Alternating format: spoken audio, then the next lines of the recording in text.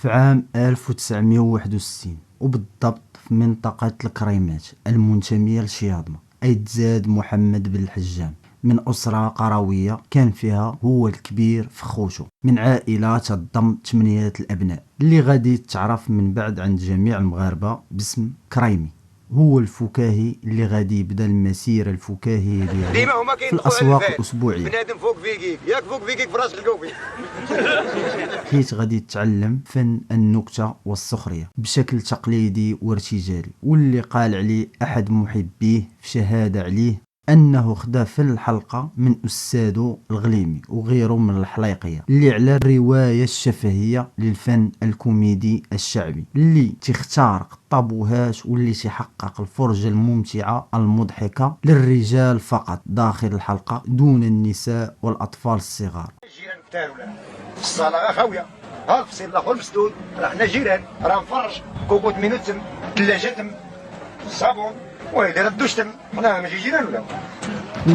مثل عدد من الحليقية من أبناء الجيل ديالو قصد الكريمي مدينة الصويرة فين كان الحلاقي تيدارو في عدد من الساحات واللي كان تعرض فيها الفن ديالو الفكاهي مقابل إكراميات دريهمات قليلة فلا شرط في الحلقة، وحتى اللي ما عندوش كان تيتفرج. كيف كان تيقول ديما الكريمي عاونونا غير بالسكات، اللي ما عندوش الله يسهل عليه. وكان ديما تيقول انا كنضحك الناس عندي قصر في الجنة. وبعد منين ما بقاوش الحلاقي في الصويرة غادي يتحول الكريمي الى فكاهي الدوار، وبداو الناس في منطقة شياضمة تيبغيو يجيبوه في العراسات ديالهم باش ينشطها ويدخل الفرحة والفرجة عليها.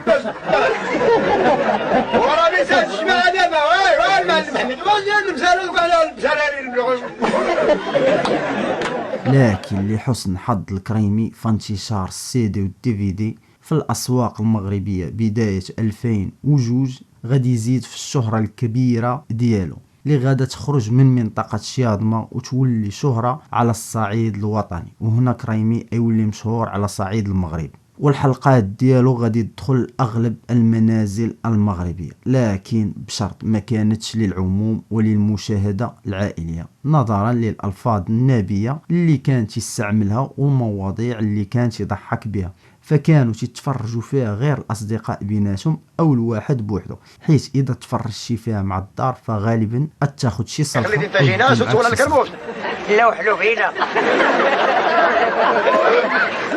شحال واكل شحال وما كلينا والو، ها الخضره وديها شحال سليله وجوج طيلات.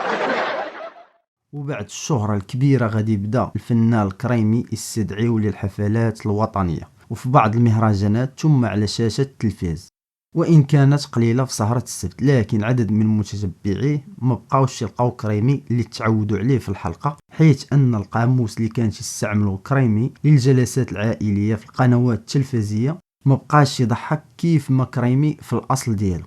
كريمي كنتي إذا بغيتي تلقاه تلقاه في جامع الفنا وسط مراكش محاط بجموع الناس والفضوليين اللي تيجيو من بعيد للاستمتاع بعفوية الرجل وسحره المفتون في الحلقة وفي الإضحاك، حيث كانت تنشر الفرحة وسط الجمهور. وكان الراحل يحمل الزاد ديالو من القصص والنوادر وتمييزات الفكاهة كريمي بأنها كانت تتعكس الواقع ديال الإنسان المغربي، بحال المواقف اللي تتحدث بين الأزواج في الأسواق أو الحديث عن الهجرة القروية، العروبي منين تمشي للمدينة، البخل والكرم، الطرائف الساخرة، الطرائف اللي تتوقع للإنسان بسبب الفهم والشطارة، بالإضافة إلى التكلم في الطابوهات كالجنس والدين إلى غير ذلك، واللي كانوا بزاف الفنانة بحالو من الحليقية ما تقدروش يناقشوها أو يدوي عليها في الحلقات ديالهم.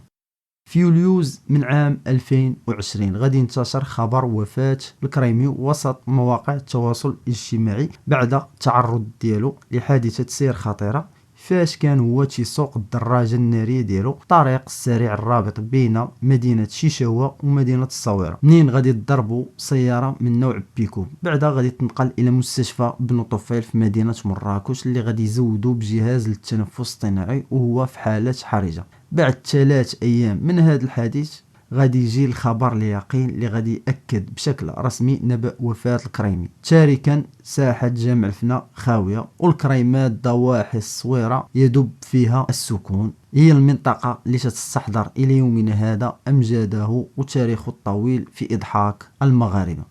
تيقول عبد الرحيم أخ الأصغر للفنان الكريمي الراحل أن الكريمي كان فنان محبوب عند الجميع، تعمر البيوت وكان إنسان عظيم، وأن الوفاة ديالو هي في الحقيقة خبر مفجع للعائلة والمحبين ديالو. قال أيضا على الكريمي خوه أنه عمرو هز العين وكان دائما تيبتسم في السراء والضراء، واللي تقيل علينا كانت خفيفة عليه، وكان ديما يضحك العائلة. والله يجعل الدولة الناجحة والله يجعل بينا خير، والله يجعل المسلمين تلقى خوف.